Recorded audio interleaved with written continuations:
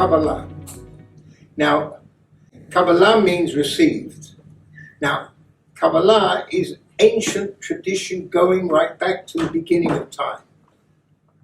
Adam wrote the first book together with the angel Uziel. It was dictated. And that was a powerful book because we got in there the secrets, how the world really works. Now, a lot of us pick up all sorts of ideas and a way of behaving on the way. But the truth is that everything's written. Remember last time, people were here last time, there's a software. In that software is built the whole of the harmony of the world and the universe. And I gave an example last time. And this sort of, my own personal download was, here's the explorer went to Mars. It's been traveling for 8 years. Now with all the chaos in the universe that the scientists talk about, flying rocks, all sorts of dangerous things that might hit Earth and what's going to happen, it's all built in. It's remarkable, but it's remarkable how it proves the idea that there is harmony. Because the spacecraft wasn't hit and sends photographs back. In other words, everything that is possible is possible. Absolutely everything. If we get an idea in our heads, it doesn't matter what people will say, even scientists. It can't be done, ignore it. In fact, always throughout my life, if somebody said it was impossible, I went for it and it usually worked. And I saw some very interesting things that, for example, when the Wright brothers wanted to fly, the scientists calculated that it's impossible something that heavier than air is going to be able to stay up there. Impossible. But the impossible is possible. Why? Because we have not discovered all of the inner secrets in the world. Look what's been revealed in the last 100 years, 50 years, 5 years, 5 months. All sorts of new ideas, all sorts of forces and energy. Now the scientists are in big trouble on the Big Bang.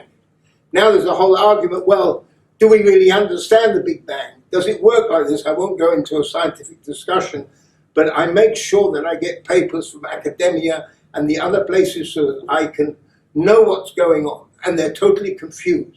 In other words, it's a discovery as we move forward in our lives. But most of us are not inventors. We're not looking to conquer space. We want to live our own lives. So how do we apply this to our own personal lives, our relationship with other people, and how we handle our affairs, whatever they are? And that's the most important thing, because how the world really works and the mathematical calculations are there, and you should know that anything is discovered, it is discovered, not invented. Electricity was discovered. All sorts of other forces in nature was discovered because it was already there, built into this system. Now, although there are fights between countries, nevertheless, the whole world works in harmony. Somehow or other, it all works together. So therefore, there's a very good organization behind this. And so Kabbalah, it went on from there. Adam, when he was removed from the Garden of Eden, and that's not my subject for today, the scrolls were hidden. And then when Noah came along, it was given to him so as he could build the ark. And imagine, this is above nature. How can you understand an ark of that measurement having so many animals in there and so many birds? And so it's an impossibility, and yet it happened. Because there's such a thing as inner space. Inner space that a lot of us understand, don't understand, and have to really attach emotionally with it, have to feel it. It's very much like love. Love is felt, it can't be explained logically. Love is felt, love is there, there's an energy. And there's an energy we have in everything in this world. Abraham wrote the book of creation. The book of creation is the mathematical calculations of how everything works. And only now they're beginning to understand a lot of those calculations in there. It's remarkable. It's interesting. But that is Kabbalah, and there are many, many more books and scrolls throughout the ages. I mean, I'm only 80 years old, and it's not enough, because all I'm doing is picking pebbles that fall from the mountain. To actually understand the whole of the mountain, the marvelous thing is we know it's there. We know that big force is there that we do not understand, but we have to learn to live with that force. Now, you know what I feel about meditation. I've mentioned it several times. Meditation is very good, but at the end of the day, what do you do for other people in that meditation? Number one. Number two, what does it do for you to change your life? It makes you relax. It makes you feel at ease. It takes you into another world. But at the end of the day, there's much, much more. Meditation is like looking at the tip of the iceberg. It's there, it exists, it's good, and a lot of people do it, but there's much bigger, the iceberg's much bigger under the water that you cannot see. And that's what Kabbalah is about, to reveal to us how to find it. And even if we take it bit by bit, it's important. I can't remember if I told this joke, but it doesn't matter. At my age, I can get away with it. And that is, a woman's husband, they had money to live, but he couldn't find a job. He did nothing, and it was driving her mad. And her friends, she was talking to her friends to get advice on what he should do. One day her friend said, by the way, how's your husband? Oh no, he's found a job. Really? What is the job? She said, I don't really understand what it means, but he called it meditation. So the friend turned around and said, well, it's better than doing nothing all day. Sitting there doing nothing.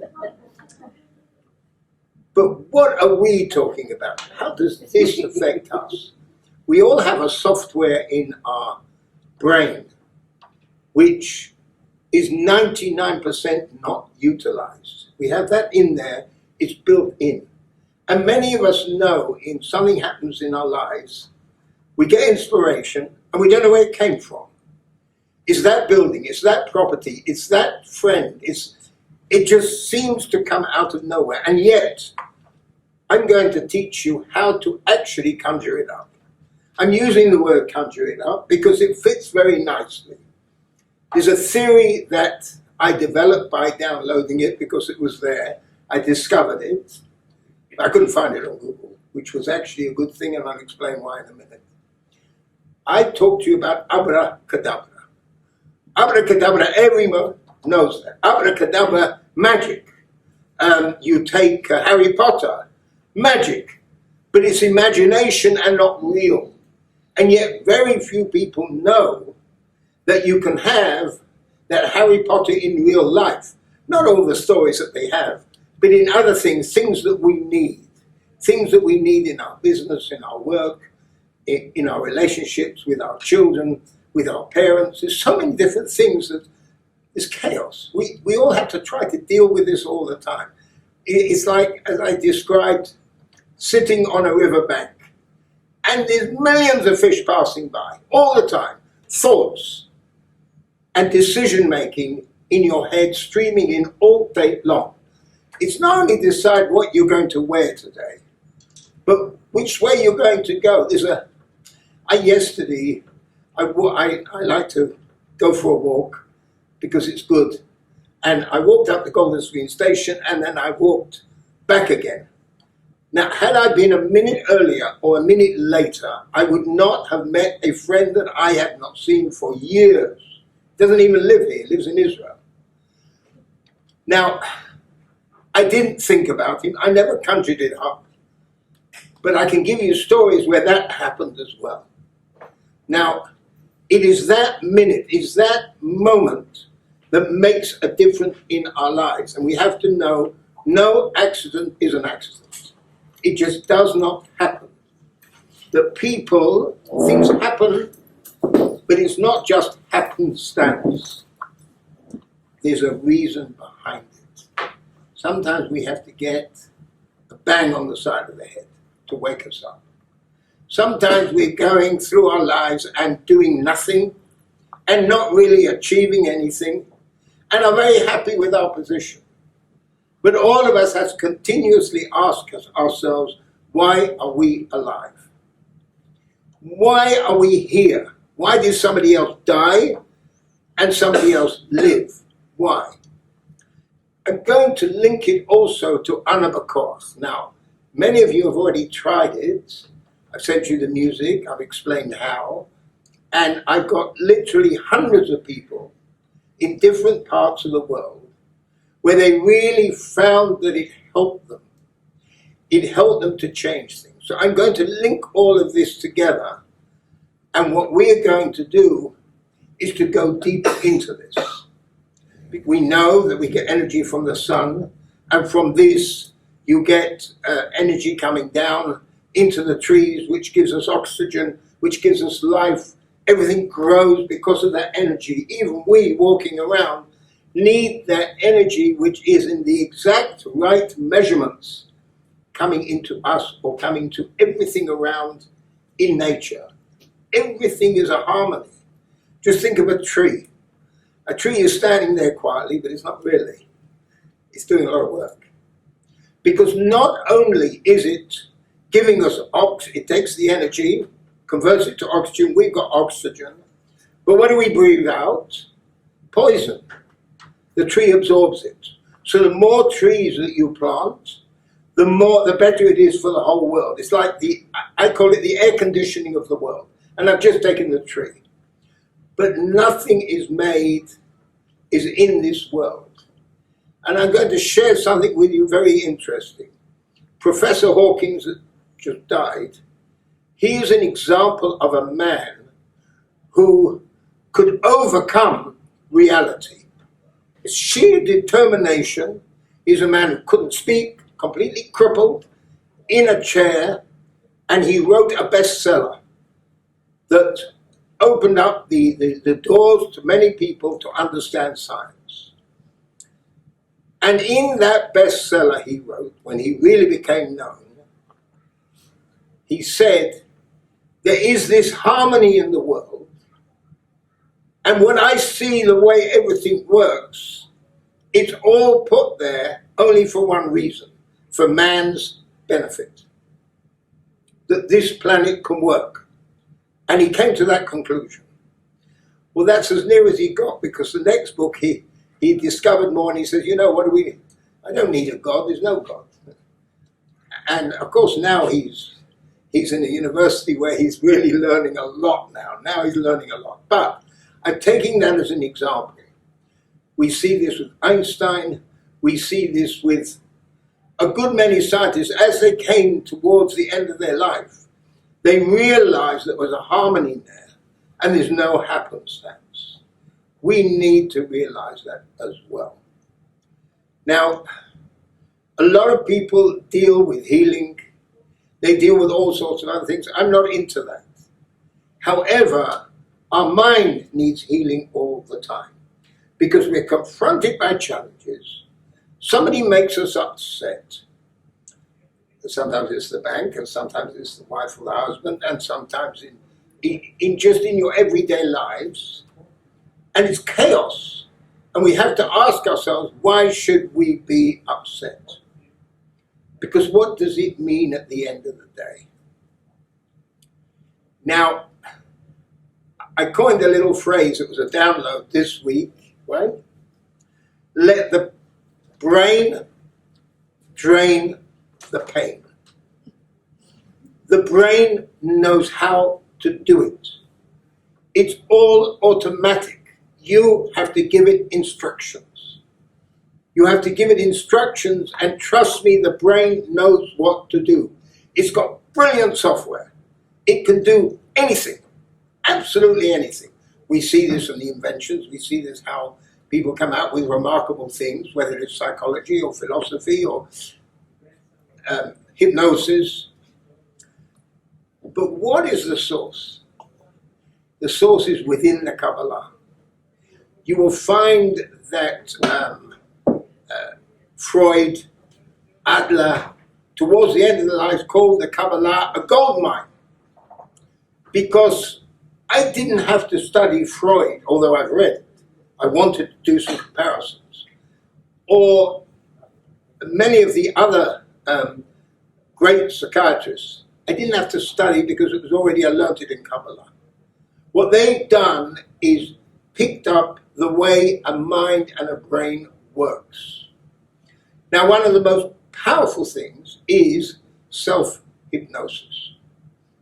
Hypnosis is a remarkable thing, and what you can do with that self-hypnosis. We sometimes wonder to ourselves, how did I achieve this? Sometimes you do something and then you look around and say, how did I get up here? How did I get to that point? It happens to all of us, all of the time. We have no logical explanation sometimes, but we're there. I want to tell you a few stories so we get the idea of what I'm talking about. You take, first of all, Milton Erickson, world famous hypnotist, brilliant man. I must tell you that I've lapped up all of his teachings. Brilliant. Unfortunately, he passed away in 1960. But he picked up from the Kabbalah how to do what I'm going to tell you.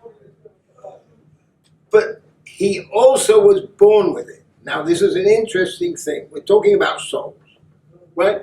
Souls have a power. Souls are there. There is no, souls are all the same.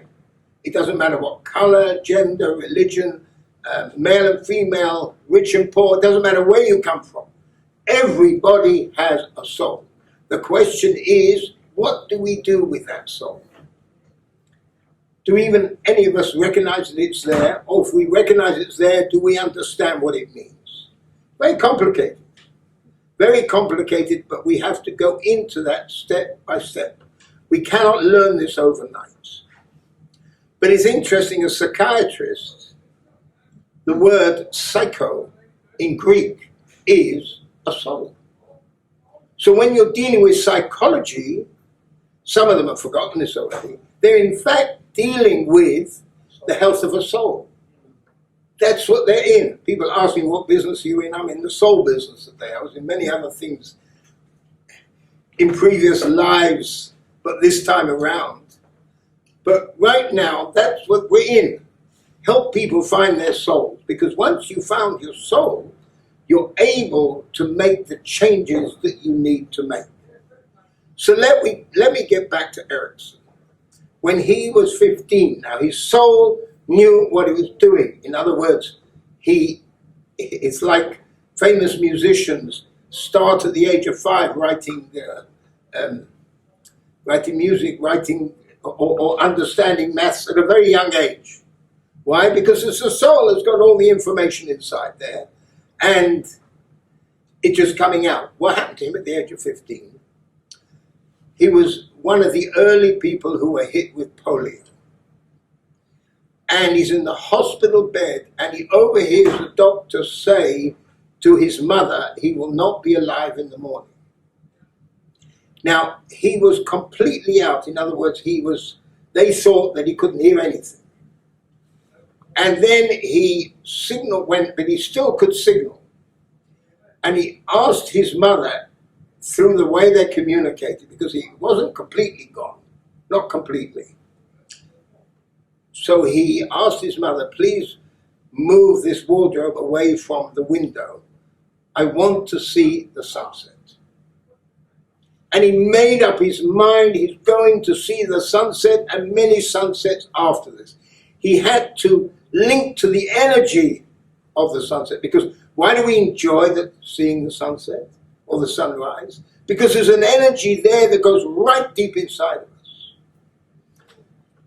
He was alive the next day, and the day after that, but he was still, couldn't move, completely paralyzed.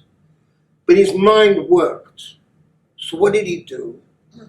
He started to concentrate on the past. When he was a kid, and he could use a bat, a baseball bat, or he could climb up in the trees, and he started to concentrate on feeling his fingers first. And very, very slowly he could move them slightly. Why? Because the brain that has a memory was reacting to that. Anyway, within 18 months he was out of the bed on crutches. And he had a bout of polio later on. He went on to study, he became a medical student, then he went on to psychology, and he moved on to hypnotism. But all of this we actually find in Kabbalah. How to do it. And I'm only giving you the short, I'm just sort of skipping along to give you examples. Rav Berg, who some of you have heard of, who founded the Kabbalah Center, and we were very close, and we learned a bit together, but not a lot. He was hit with a stroke, and the frontal lobe was actually destroyed. And they said, look, we may as well, because it was completely out, we may as well just take off the life support, there's no point. So his wife said, you don't know who this man is. You keep him on life support. Within a year, he was up normal, giving talks and dancing, and he was Jewish dancing, not boring dancing, okay? And he was completely back. He had that power to get the brain functioning again. Now, we all have that power. Anything we want to do, if we really concentrate on it and really direct our mind, we are able to do. Because the body, the way it's made, has built-in tiny little factories. When there's a problem, the little factory units go out there and start fixing it. But there's one problem. If the mind does not realize and strongly accept that whatever is being done for them is going to work and going to cure them, it's not going to work. In other words, the interesting thing is, and we now come back to abracadabra. Abracadabra, I will create what I speak, what I say. It's ancient Aramaic. That really goes right back to the time of Abraham, where we learn, and we learn this: be careful what you say, because something could blurt out and it's going to happen, negative or positive. Now, once we grasp this, it makes a big difference. Alice knows that in the house, I don't want to hear any negativity at all. I don't want to hear it. Why? Because it can affect you. Just saying, giving the negativity, and this is not motivational, this is real life. Because if somebody makes up their mind, like the story with Berg, or like the story with Milton Erickson, and tens of thousands of other stories, but I don't have to give you because you yourself have heard of examples of this, and you say, wow, a miracle happened. But I've actually seen them. And you know what hit home with me? Two things I want to share with you. When I had a major heart attack, and I, like everybody else, determined to live, but I believed it. That's the whole point. 99.9% blocked in the main artery, but they caught me in time. Because there's a big boss who wants me to carry on. I was in the synagogue across the road, 9:20, I never forget this. And I got a real pain, and I was sweating. And there were two people there from Hatzalah, which is the Jewish ambulance service. They were praying. They saw me and they came along and said, look, do you want to go to hospital? Because this is what's happening. We have the ambulance outside. An hour and a quarter after the heart attack, I was being wheeled out of the theater. I was okay. When people asked me, and even these ambulance drivers, I said, I got a pain, but you know what? It's my heart's problem. I'm carrying on. I got a lot to do. It's my heart. And I really, Berg once said to me, be very careful. Don't blow it. Because right at the time when you need to have the personal determination, don't blow it. Now, by separating yourself from the actual problem, the pain is there. My heart has a problem, but you know what? The way it's built, everything can be fixed. Everything can be fixed. Sometimes you need the medical help as well. Of course, it's natural, and because and that's why with this part of harmony, the big boss put doctors and scientists and medical experts into this world and gave us equipment, CT equipment, etc. All these things that could be put there are there for a reason, and nobody should say, well, I can heal naturally. You can, but you also have to decide healing naturally is what you did with yourself before you got ill. How were you before you got ill? You're now ill. So we've got to do something urgently to fix this. It's very, very difficult for natural to take over at that point. And it's risky as well. Very risky. At least I wouldn't risk anyone who's close to me. Some people do, and unfortunately, yes, there's a miracle here or there, but it was going to happen anyway. It's going to happen anyway. The other thing that happened to me, which drove this whole point home to me, why am I alive? Why am I here? What am I supposed to do with my life? Is what I'm doing really why I was born? I'm going to hold a mobile in my hand for the rest of my life, and it's always, tied up with that, or share dealing and a day trader, and I don't know, every one of us have to examine what we do and say, wait a minute, was I really born for that? I'm sure I can do much, much more. So when I had an open heart operation, two interesting things happened to me. One was, I was woken up 10 hours after the operation was started, and they said to me, okay, fine, it was successful, you're okay, now it's recovery. So I said, but wait a minute, I knew nothing about the operation. I remember that I was sitting in the room where they give you anesthetic. I don't remember anything happening at all. The next minute I'm being woken up. 10 hours cut out of my life. Now, at the same time, I have a very, very close friend who a few years before this had the same operation in the same hospital. He did not survive. He was younger than me. Because open heart operation, there's a 50-50 chance of not surviving it. And I was told, I said, what will happen if I don't do it? He says, well, there's a 50-50 chance you won't survive. So I said, you know what, I'll take the other one where you're actually acting. But what did it drive home to me? Even more to ask that question. So, okay, fine. I'm alive. He's younger than me. Why? What have I got to do? And now I'm doing it. I write books, I help people, and I come back again to Ana B'Koach and Abracadabra.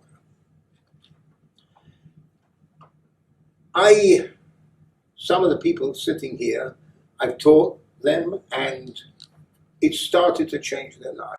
Great things are happening in their life. Why? Because when you do the abracadabra, I don't call it meditation, but I call it reflect, connect, mind direct. We have to reflect, we have to connect to our soul and all the forces in nature, and direct our mind to that, what we want to achieve. Now, when we do it, we must not think of the problem in our life at that moment. I don't know what to do. You sometimes got You're not feeling well, you've got a problem with your husband or your wife, you've got many things happen and it's complete chaos. And it takes you over. The worst thing is, well, my mother once said to me, look, it's bad enough you broke your leg, but you have to start worrying, oh, my leg hurts, and all the time you end up with ulcers or something else. When the leg's repaired, you still got the ulcers. Well, it wasn't worth it.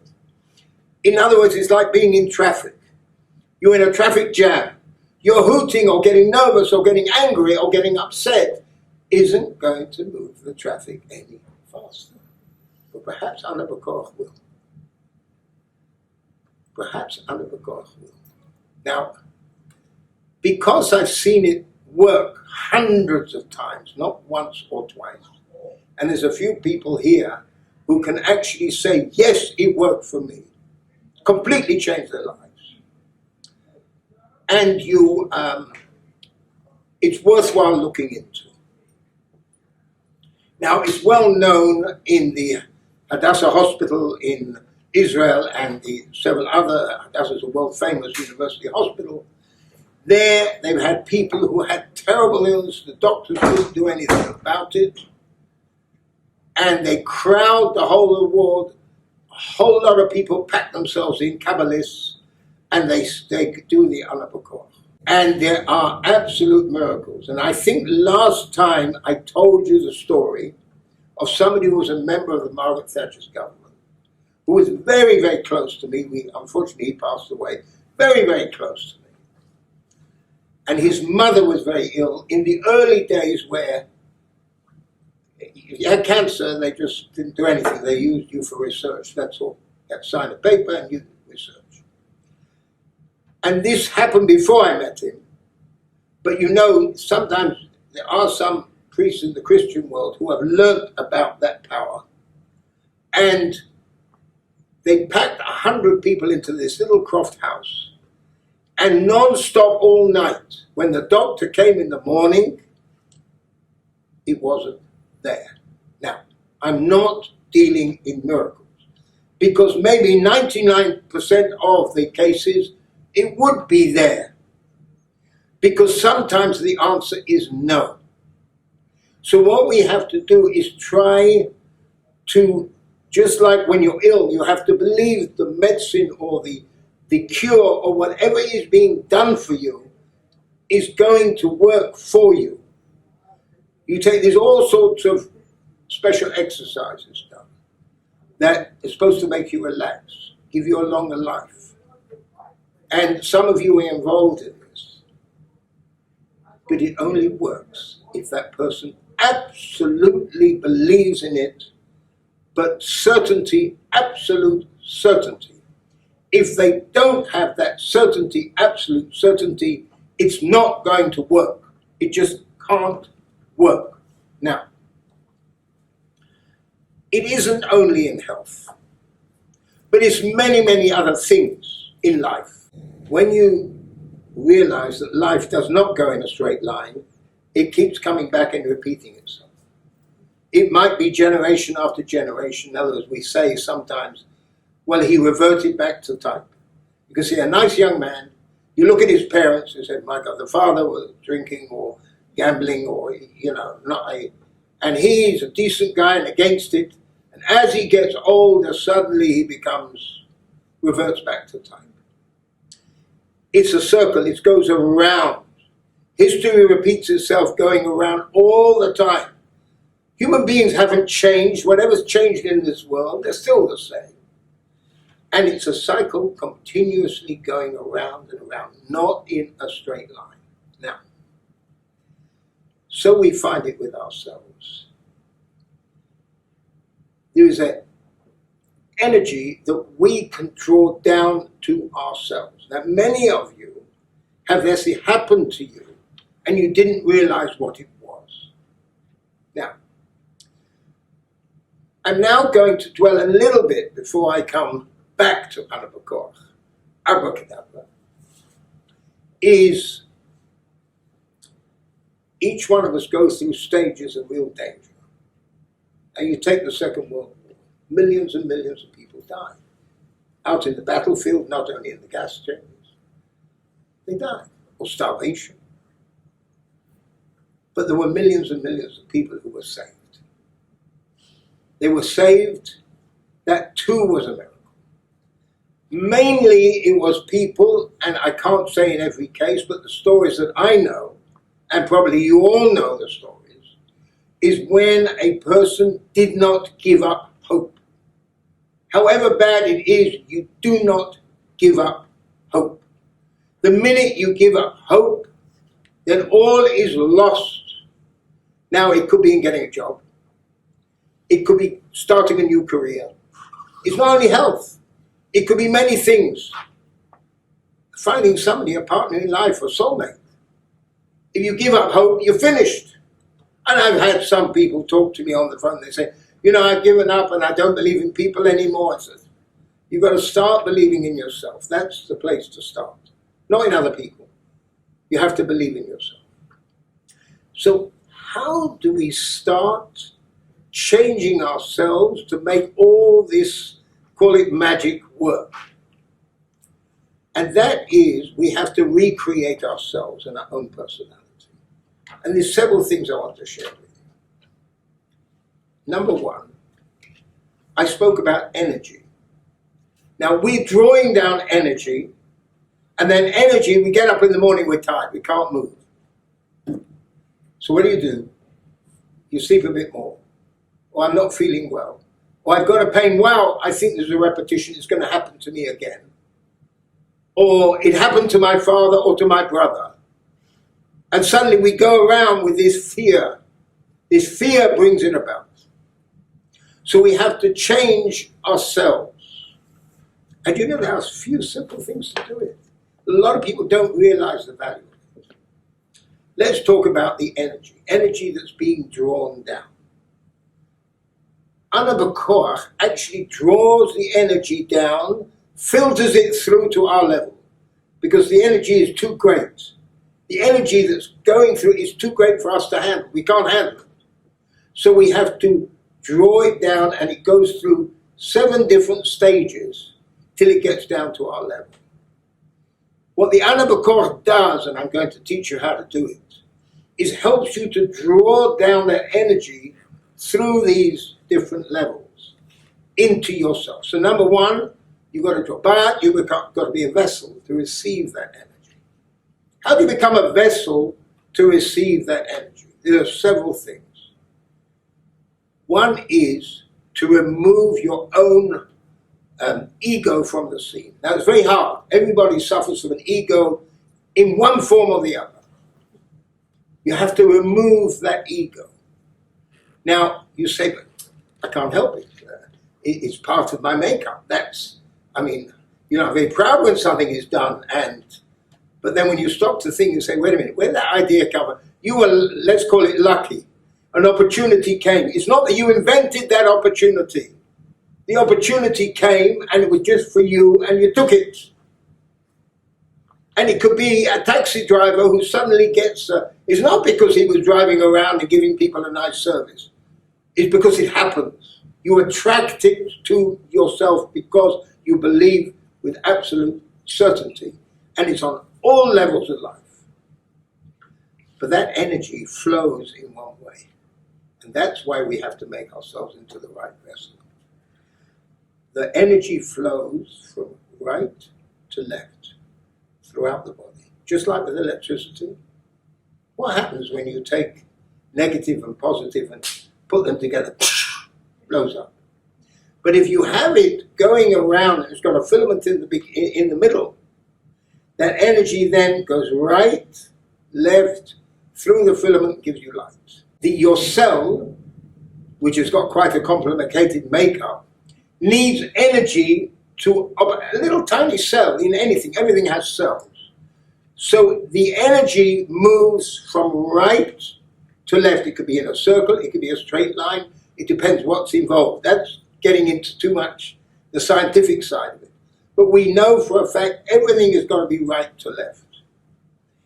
Now, whenever you, for example, there are some people in some religions, they put their hands together, the minute it touches, there's a short, it actually affects you. Many of us don't realize we're suddenly feeling heavy, we're feeling tired, we're not feeling well, we're feeling nervous. It's the way the energy is flowing. So we've got to be able to make sure the energy flows right. In order to get that energy flow right, everything has got to be right to left. For example, you mustn't put your hands together, but you want it to flow properly, you go like that. Right? And then it will flow properly. So some people in prayer and in other things, person like that.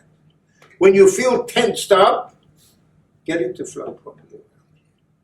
Now, I showed you a couple of months ago that if you take your hand and you just separate like that, you eventually can feel the energy going through it. Why not? Let's try it again. Take your hands like this, but don't let them touch. Close. Like a magnet. And gradually you'll feel the energy between your hands flowing. It's flowing, by the way, right to left. Can you feel the energy? Right? Now, that is an energy which goes across. But if you go like this, you can feel the energy in your hands.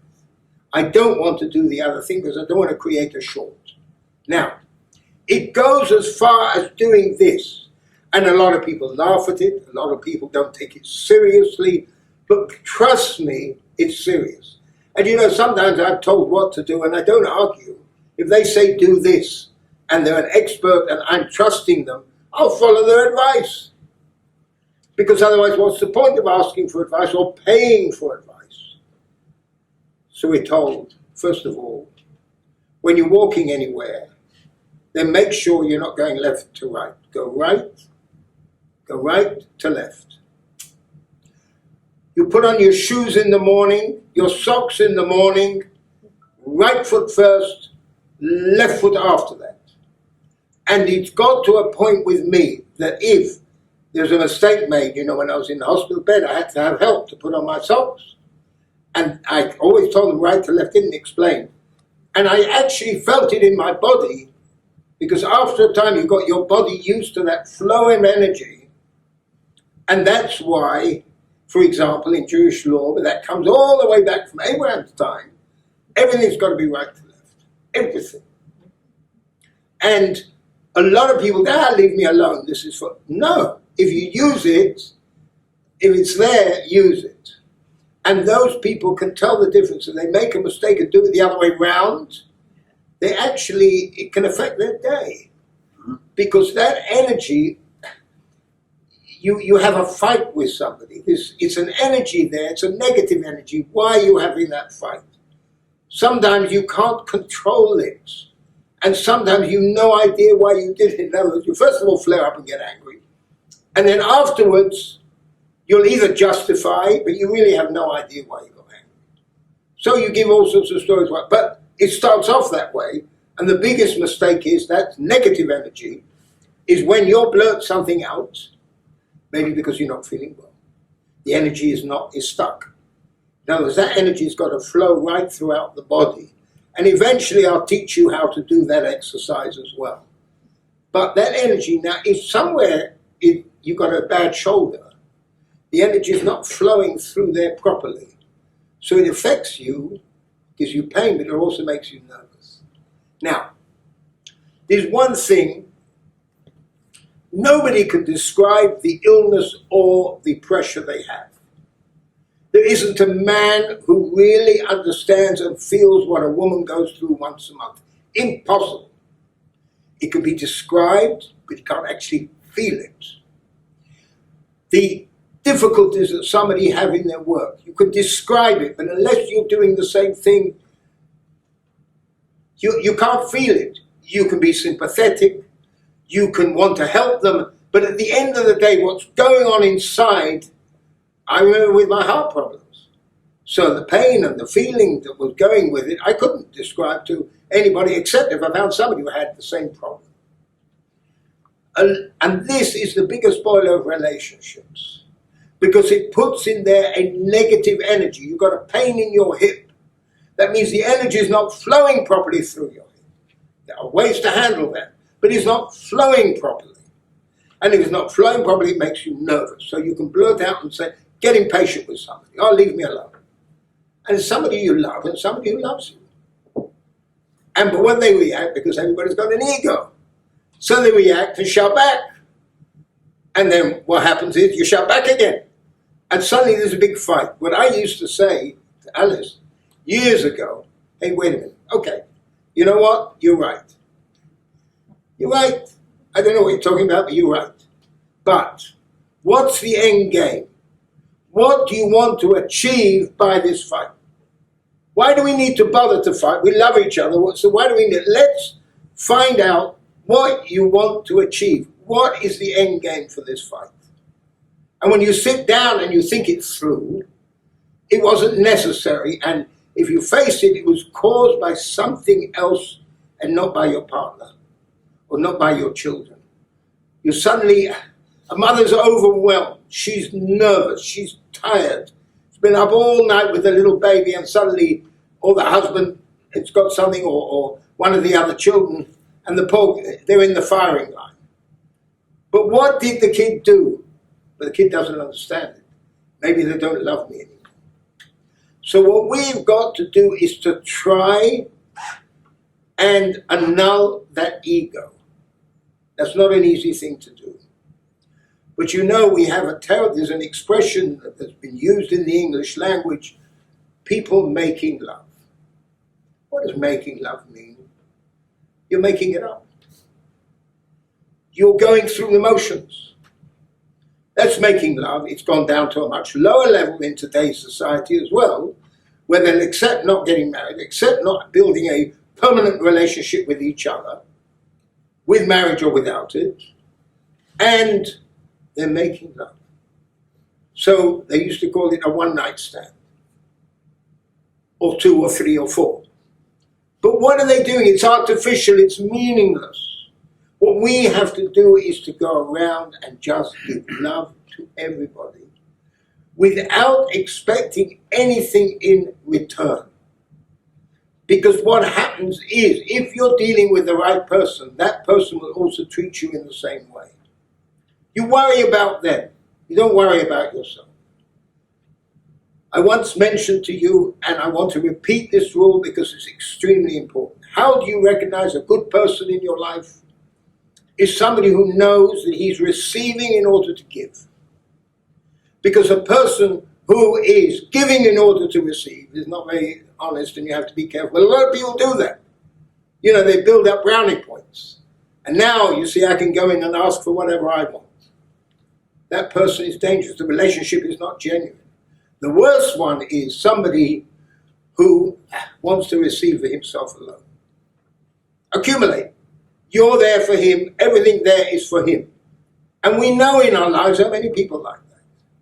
But what we have to do, if we want to make ourselves a vessel for that energy that I'm talking about, to make an abracadabra really work, the anak bakor really work, then we have to change our way of dealing with everybody. Everybody, first of all, is with love.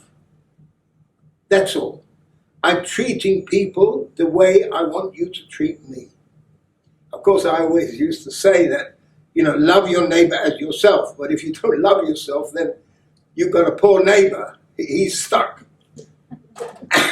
And what we have to do is to think of that carefully. Now, it's not easy, because all of us are used to the way of behaving. But you know, there are a lot of people who are lonely. I tell you, when I used to have meetings, I'm talking about with top people. And I remember the first time I sat with the president of the Dominican Republic. I became his advisor later on. I sat down, and here's a meeting which I've been waiting for a long time. I didn't realize that he was also waiting for it. And I looked at his face. He wasn't relaxed. And I said to him, look, let's move our agenda aside for the moment. Let's talk about you. Is something bothering you? No, everything's all right. I said, I can see it. I can feel it. Remember, I'm in the soul business. And then I was in business. Okay, I was a consultant. And I got through to him, and then he told me about his problems. He could afford to tell me because I have no political involvement with him, and I'm not family, so there was no danger of him being very honest and open with me.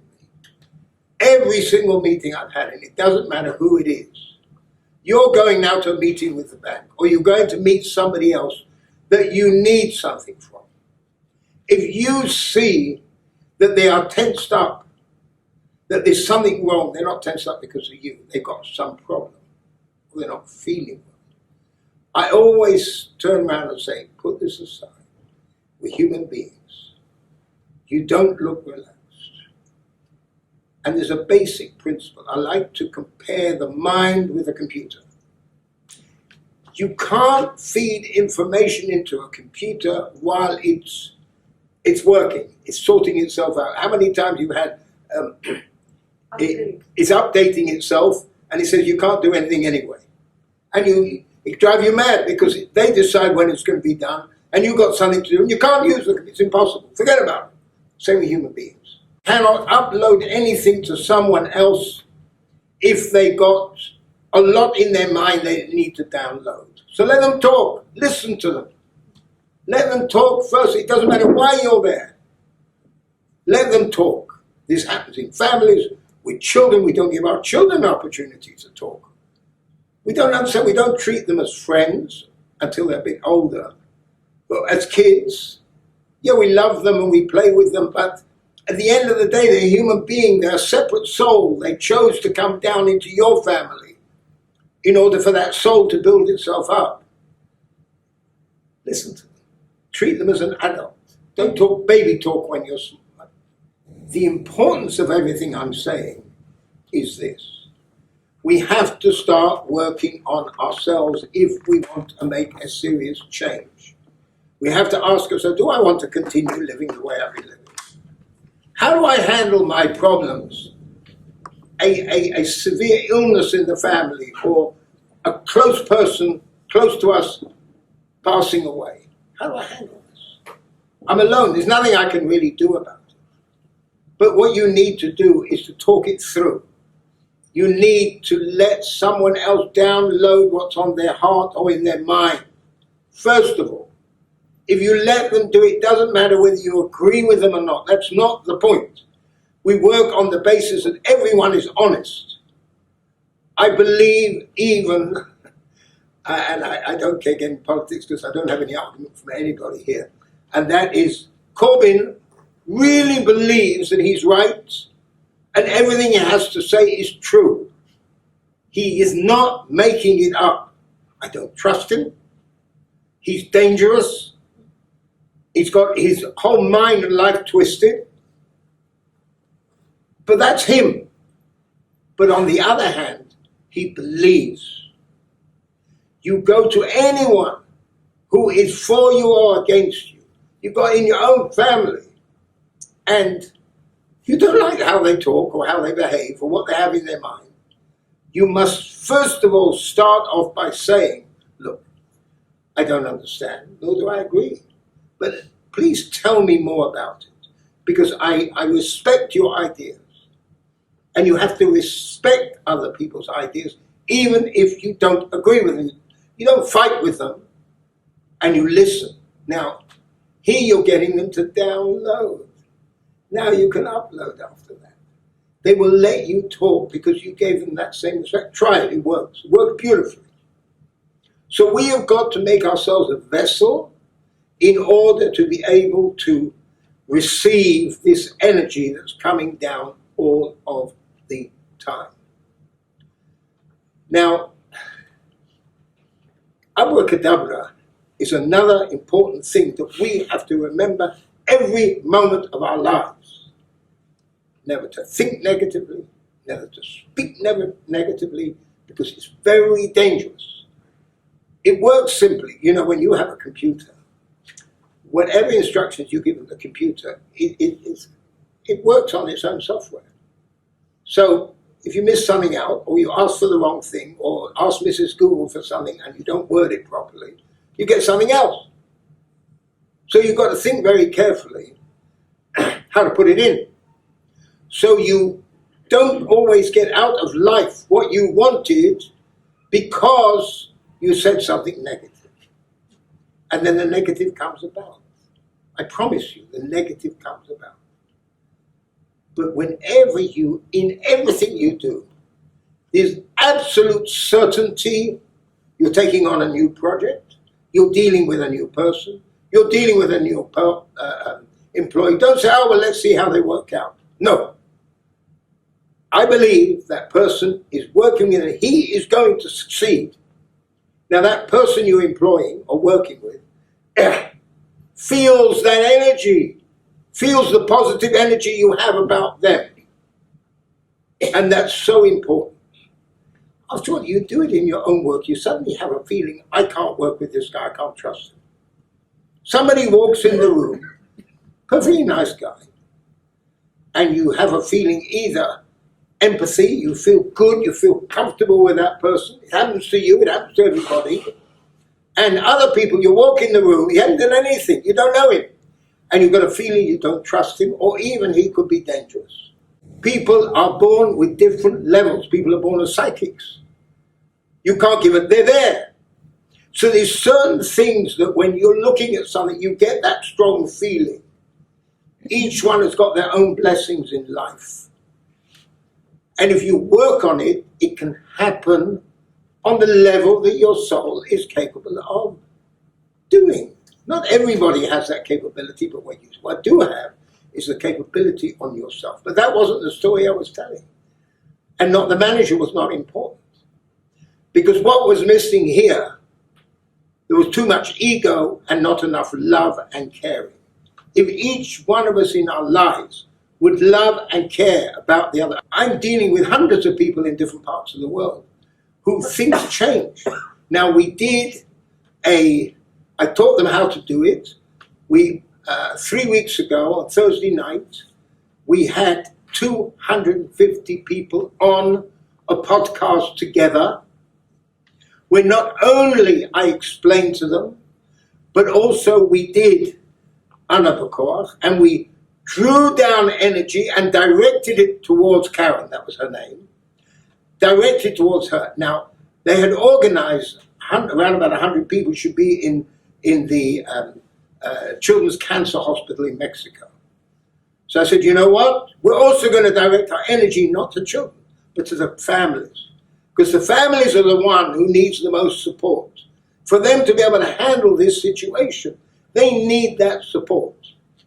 And so we pulled down energy and directed, and it had a fantastic effect.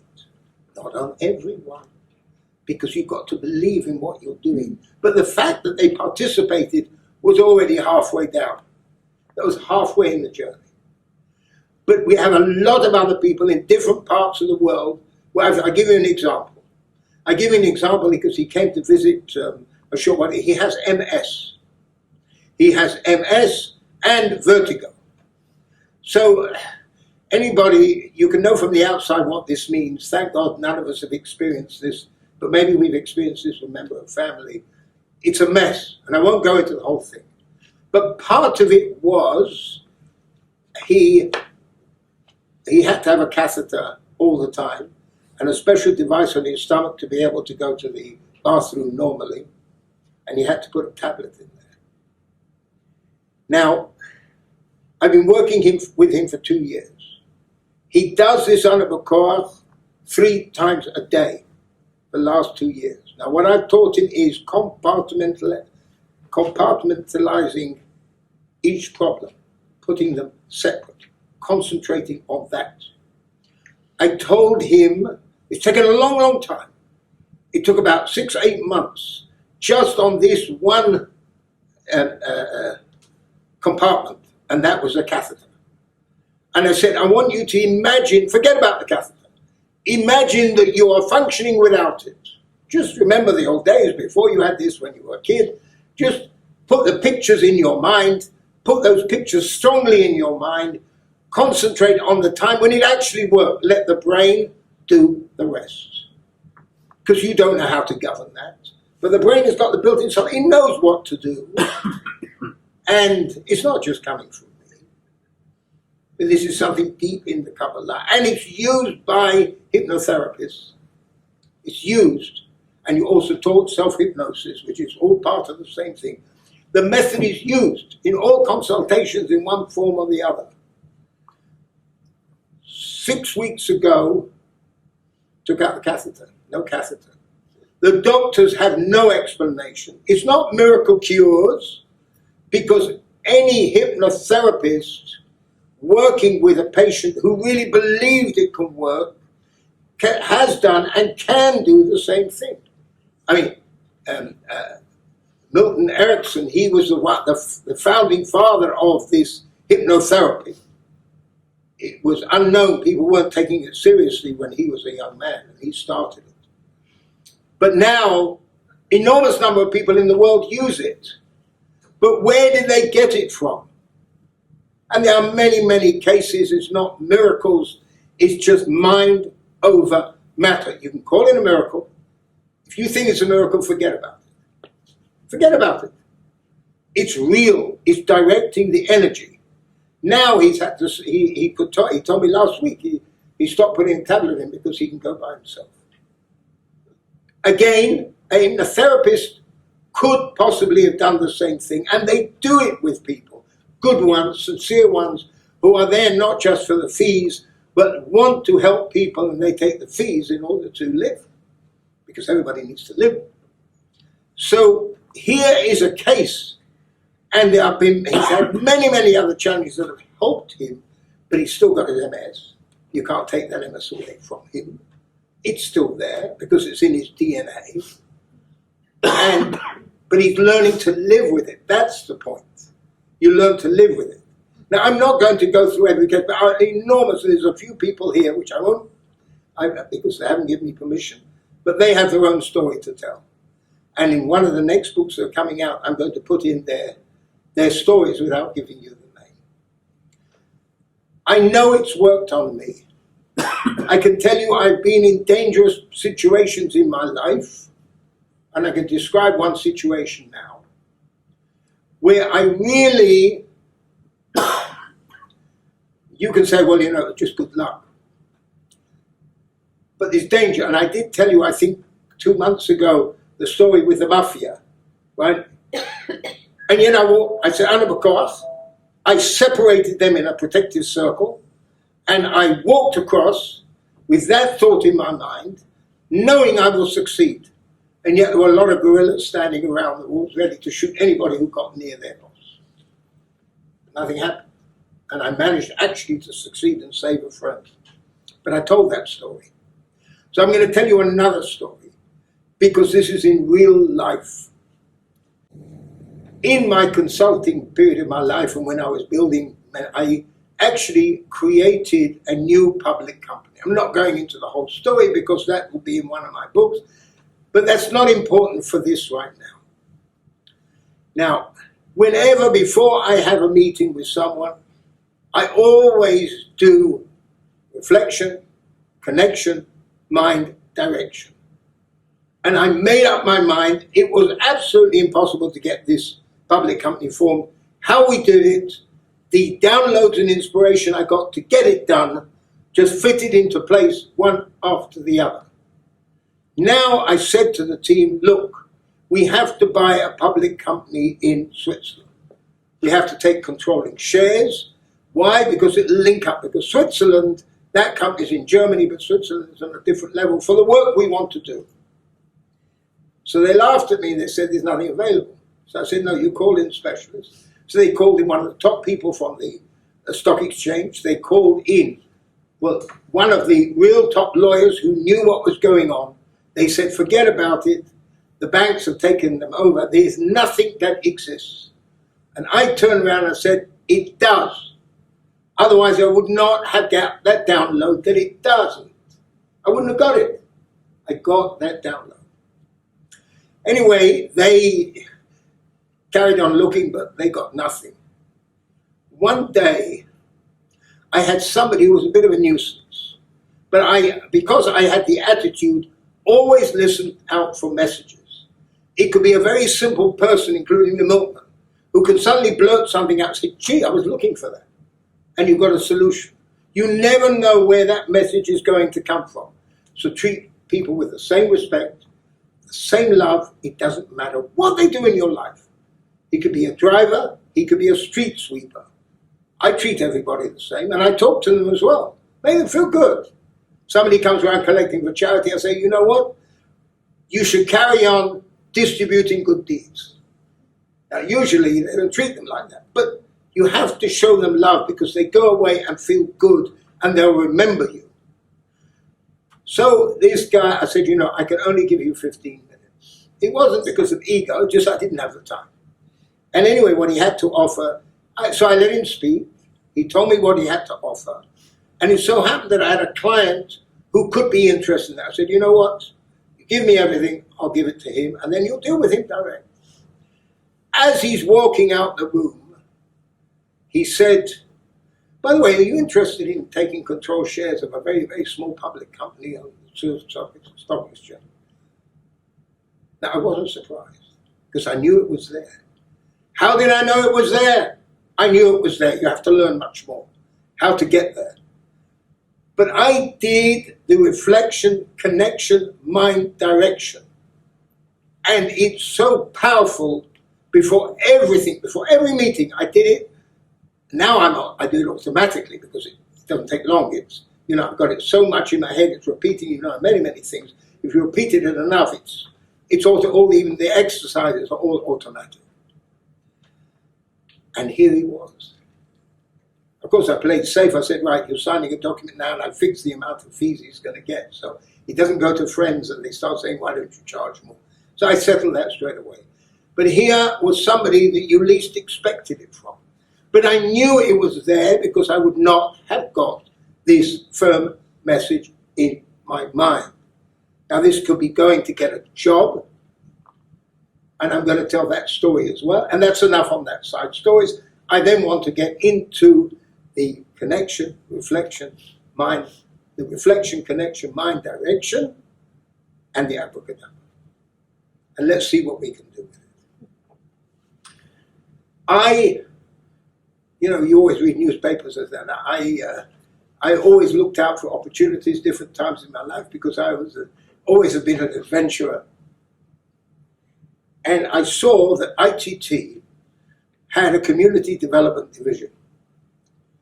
And they were selling an enormous amount of properties, mainly time sharing. But I mean, ITT is a gigantic company. We're running into billions of dollars all over North America. And I noticed on the report, they're not nothing outside the country. So I drew up a plan, and I wrote to them and said, look, you've got 375,000 employees worldwide. You've got them all over the world. I want to organize through each one of those offices because they own Charbel and Avis Rent-A-Car and Sheraton Hotels and 1,000 companies that size. I said, we can use them. I wrote it. I didn't hear for about 3 months. So what did I do? I got on the plane and flew to New York. I found out first that he's the manager or director I needed to see was in his office. And I flew with no appointment. I walked into the office and I went to the secretary and I said, look, I want you to do me a favor. Give your boss this envelope. I'd taken my card, I'd written on the back, please give me 15 minutes of your time and I'm paying $100 for your time. $100 is like $300-400 today, more. And I wrote that note and she laughed and she took it into him. They had double doors, they swung open and he said, I want to see this crazy guy. But I got no time, 10 minutes. I said, okay, fine, 10 minutes. But if you want to see me after that, you'll pay. Well, you know, he cancelled all of his appointments and we spent 48 hours together.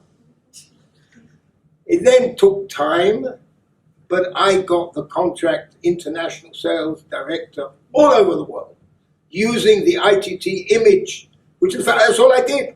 When you show people their image, then you can sell anything. And I built up a large team and anyway. That is a story on its own. But what I'm telling you, I went with certainty, absolute certainty. I've had cases where somebody would say, who gave you permission to call me? I'm talking about the chairman of GEC, right? General Electric, large companies who gave you permission. That's how egotistic they were. But I knew one thing: if I walk in with the right thing at the right time, it can be done. Because many, many times in life, if you get that download, that feeling, and it doesn't have to be on this level, it can be on the smaller level in life. You want to get married. You don't be lonely anymore. And people give you all sorts of ideas, and then suddenly an idea comes in your head. Instead of concentrating on your own worries, on your own, the effects of life on you personally, don't concentrate on it. You cannot change facts. If somebody has passed away, or there's a major illness in the family or with you, don't think of changing the facts for the moment. Yes, you have to get up and fight, and you have to find different ways to handle it. But at the same time, you have to get on with your life. I must tell you this: Alice has been through very serious operation, and her attitude never put herself at center stage. First of all, people don't want to hear your stories, how many times they're going to hear, right? They're not really interested, but they're being kind to you, and then suddenly they're visiting you less and less, and now you're even more lonelier than you were before. Don't take it off center stage. A person comes to visit you because you've had an operation or you're ill, put them on center stage. They'll feel much better about it. That's what I'm talking about. No ego and free love. I don't mean free love as it's described, because that's not love. That's very far from being love. It's using each other. That's all it is.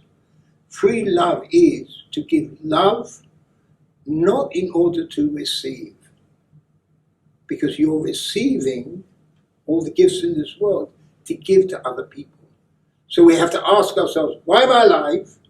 And what am I doing with this that I'm doing right now? And how can I expand it and reach more people? That implies to your work and your work. That, how do I reach more people? How do I help more people? How do I spread this word? How do I train other people to do what I'm doing? Because if you're at this stage, you've got to say, wait a minute, is that all? That's it? Because the most frightening thing is to come to the end of your life and you meet the person you could have been. It's too late. Each one of us inside got a person we could have been. So why are we just concentrating on this one thing? You reach this stage, spread it.